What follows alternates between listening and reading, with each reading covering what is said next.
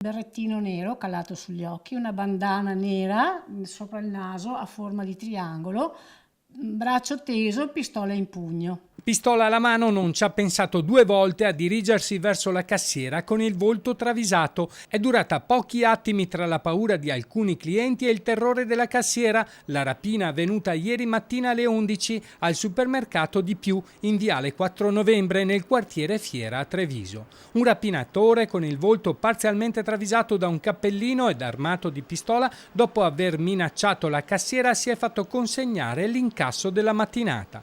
A vedere la scena a pochi metri una cliente che non ha esitato a chiamare le forze dell'ordine. Mi sono girata, ho un po' cinceschiato col telefono perché sì, ho fatto il 113. Il malvivente è poi fuggito all'esterno, forse per raggiungere uno o più complici. Sul posto sono intervenute delle pattuglie della polizia, ma del bandito ormai non vi era più traccia. Grande lo shock delle cassiere e di una cliente. Hanno chiesto la testimonianza della cassiera, lei ha detto: guardi, io ho avuto altre rapine, però garantisco che io l'ho guardato negli occhi, lui mi ha guardato negli occhi e mi ha detto non fare nulla perché questa non è una pistola giocattolo. Era presentato con una mano, con la pistola su una mano, nell'altra aveva un sacchetto, metti tutti i soldi e non fare nulla.